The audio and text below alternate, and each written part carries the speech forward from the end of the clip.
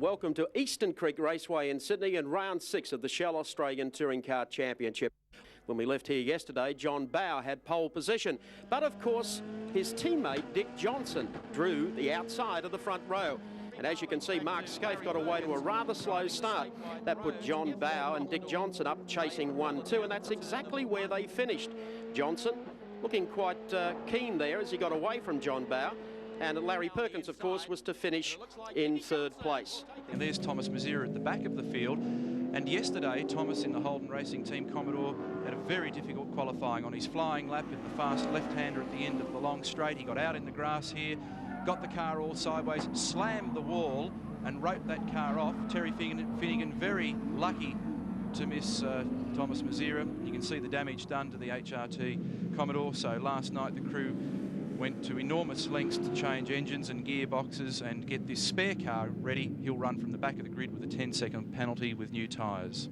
Round 6 of the Shell Australian Touring Car Championship from Eastern Creek. They're racing, and look at Skaife, straight between the pair of them. 4-wheel drive, no advantage. Don't you believe it? Heading down to the first turn. It'll be Mark Skaife that leads them in there. Dick Johnson in 2nd spot. They're followed by John Bowe. There's the Lansvale Smash Repairs car going through. Tony Longhurst away to a good start, and so too Alan Jones. Turn number 2. And the Nissan will lead. The 2 Shell Sierras tucked in behind them, and then Larry Perkins and the statewide Rhodes Commodore coming up very smartly behind John Bowe. Certainly a great start from Mark Skaife, and he's wanting, of course, to protect his championship lead, and he's trying to pull off a double in 1992 and win the Australian Driving Championship as well as the Touring Car Championship. But there's a heck of an argument for the minor placings. Well, he's gained a couple of spots. Here's John Bowe pulling out of the slipstream, just has a look at Dick Johnson. That is the fastest corner on the circuit, as Bowe, down on the inside of his team leader, wraps up 2nd spot, gets on the toe now in the Winfield Nissan as they head down to turn number 2. And JB in no mood to settle for 2nd best today. He's on the tail of the Nissan. Dick sits in right behind him. Larry Perkins, a very comfortable 4th at this stage. Well, John Bowe's been knocked around by a variety of competitors over the last couple of rounds, Mike, and I think he's going to be quite happy just to get up there and do battle with Mark Skaife and show who's boss here. Looks like Terry Finnegan, is it, that's blowing all that smoke? There's plenty of it. Foodtown Commodore. It looks like it's lunched itself. It's getting close up here. We take Nissan race cam. This is Jimmy Richards' car riding back in the pack. Jim had a problem in qualifying yesterday. The car ran on 5 cylinders, and that's why he qualified way back in 12th position. Uncharacteristic for Jimmy Richards, who is always at the front of the field. He's alongside Wayne Park and Peter Jackson Sierra at the moment, trying to work his way through. This is a very, very tricky track to pass on. I personally love the track. I think it's a fabulous complex, and Richards through on the inside of Park. But you have to pick and choose your passing spots very wisely. There are a lot of places on the track where 2 lines converge, and look at this scrap with Bowe up on the outside of Skaife, and the Sierra just blast past into the lead. So clearly the Ford with a horsepower edge at the moment. Bowe made a good run onto the straight, got the draft in behind Mark Skaife, and Larry Perkins is tagging along well in the Commodore. So we've got Sierra from Nissan, then another Sierra, and then Larry attacking Dick Johnson in the argument for 3rd place. Looks like the Finnegan car, the number 27 car, is in the pits, out of commission.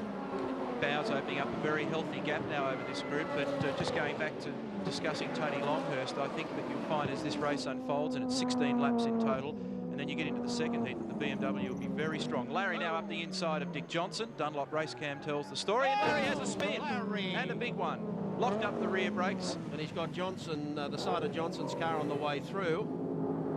Yes. There's not too much room there. Fortunately, they've all got through on the inside. Minimal damage, I would think, to the Perkins car. There's Thomas Mazira. Let's have a look at this as Larry comes up on the statewide Rhodes Commodore, slips it down on the inside, locks up the brakes, the tail comes out, there it is, bang. Well, that cost Dick a window as well. He's going to have a bit of shattered glass in the cockpit of his Shell Sierra. Dick Neil Crompton, what happened out there? Mate, LP did another one of his desperate braking manoeuvres. He reversed it into my door. I got glass everywhere in here. It's down my shoes, down my pants. It's a bit prickly, old cock. Pain of a glass, yeah. Come on, Dick. A little bit of cut glass never hurt anybody. Just go back and get him. Mate, I've always wanted a glass eye. I think I've got one. Oh, I'm not going to touch that with a barge, pal. Come back to you later. Righto, pal. Bye. It's like Castrol sump cam, full of Castrol, and that's how low you are to the ground here. Fascinating stuff from our race cam engineers, coming up with a different angle for just about every touring car race. Not imported. Sevens technology exported, of course, as we pick up on Tony Longhurst sitting in the draft now of Mark Skaife down the very long straight here. We'll see Thomas Mazira move from the back of the field up to 14th and Perkins from 3rd back to 15th. And here comes Noboloni. Tony up on the inside. Be deep under brakes here, and there goes Tony. Is the little opening. Very nice driving there. He waited. He was nice and patient. He's been a little bit impatient on occasions when he's had John Bowe to contend with. Jimmy Richards carrying our Nissan race cam as he comes up on the inside of Peter Brock. Beautiful move that on the inside. He made a good clean exit out of the corner, and Peter just got a little bit out of shape. There's a new tyre on the Commodore this weekend. Order still Bowe over Tony Longhurst. They've opened up a huge gap over Mark Skaife, and probably 8 or 9 car lengths then back to Johnson, followed of course by Jimmy Richards. Take Dunlop race cam. Dick goes down the outside under brakes. Brock's got a nice line into the. Yes, you'd be a bit careful. You didn't cop a Larry back through the window there. Brock covers his tracks, and while Dick gets pushed wide, Alan Jones takes advantage of that, and Dick goes back even another position. 5 laps to go in this Heat 1 this afternoon of round 6, and it's this close stuff. Let's have a look at Colin Bond. I think he got a bit of help there from Paul Morris, perhaps just a touch, maybe. Paul actually forgot to put his foot on the brake there. That was... You weren't as gracious as us. We take our Castrol race cam, riding almost at Castrol sump level with Tony Longhurst. And this will be fascinating stuff over the tight part of the circuit. Let's see what Tony can do here. Oh, here's a fire in Bondi's car. They pulled out the it's Bush fire Gary gun. Wilmington's Toyota Supra. He's had a big barbecue on 4 wheels there. They've got it out. Well, he's on top of old smoke. It looks at, yes, he's out of the car and okay. That's just before the grandstand here at Eastern Creek. See, Tony's on the throttle early. Castrol race cam shows a fabulous view under the bottom of the Sierra. The BMW M3's almost got racing car characteristics in the way that it brakes and handles, where the Sierra, the Commodore and the other cars are probably more traditional touring car guys, where your tyres and brakes are really sad after a while. Up on the inside this time, but again the Sierra quicker in a straight line, so then John covers his ground naturally. This is probably an area of vulnerability, but Tony would have to get right round the outside and then almost take some ground off John. That would be a very tough thing to do. Plus there's dust and marbles on the exit, and you can see that when the Sierra runs wide, it closes off the opening quite dramatically. And Dick Johnson in trouble, car number 17. What has happened there? A spin? Any other parties involved? It's hard to tell. He's really been in the wars today. And look at Longhurst right on the bumper bar of the Shell Sierra. Can he get up the inside here? If he could just get to at least halfway along it, he'll be able to get under John and aggravate him, but no, he can't do it. The Sierra comes back once again. So now he tries the outside route when they go to this right-hand kink.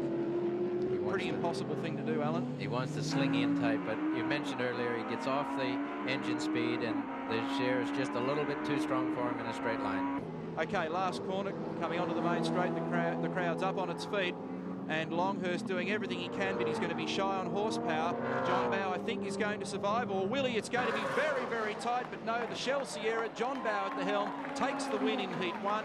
Tony Longhurst backs away from it in the end and finishes in 2nd place. And those two with a very healthy margin over 3rd placed Mark Skaife, and there he is. He was about 6.5, 7 seconds behind in 3rd. Bowe, Longhurst the front row. Racing, goodbye, go the Nissan straight between them. They'll be 1, 2, 3 very quickly as Mark Gibbs tries to get up, but Bowe covers his ground very well getting into the bottom corner. Johnson goes in there. Longhurst, of course, couldn't sustain anything off the line, so he's back in the pack a little bit. Down to the 2nd turn now. Mark Gibbs up on the inside. He should have picked up 3rd, but he gets very wobbly on the exit to that turn. They all get through there and now make their run to the top end of the circuit. John Bowe starting fairly well. Larry Perkins at the back of the field, plus 10 seconds because of a change of tyres, and Peter Brock down on the inside of the BMW. There's Dickie Johnson, gets a short back and sides. He's gone. sideways, off onto the grass. Just the slightest tap, and Dick was in trouble. There's Frustrating guy. Glenn Seaton up there on the inside. Just looking at the body language from Mark and his car, well, there's a great demonstration. He's really 10-tensing it at the moment as JB goes down the inside and Bow goes to the lead now. The crowd stands. Pretty exciting motor race. And Bow to the lead in 18. Scaife back to second. Two things spring to mind. Either Scaife, and the auto colour entry has gone off. The top of the straight. Yes, the Dulux has had a dunk up there. Oh. So here comes AJ down on the inside of Jimmy Richards. Very nice Oh, move. beautiful. Very nice move. Yep. Nice and tidy. Fastest corner on the racetrack through here. But from here, Tony keeps on as Mark tries to get on the binders a bit earlier, and he'll come up the inside, will he? No, he can't. Let's go back to our Castrol race cam. Goes in wide once again. He'll be all over him here. And that's a nice spot. That's where they'll put the tow hitch in the box trailer for Bathurst with the terracotta tiles in it. Under brakes for the hairpin. Down to turn number 9. John Bower gets out of there. He's home on his way for victory here today. Bob Jones getting a lap put on him by Mark Scaife late in the race. Another one of the consistent Commodore privateers. They come into the final turn. There's JB. Sandown Park all over again. Yes, from Tasmania. What a great driver. Number 2 to the Dick Johnson team. And here he comes. The Ford wins today at Eastern Creek Raceway. Second goes to Scaife in the Nissan. And the giant killing performance yet again going to Tony Longhurst, who picks up a third. Well done, JB.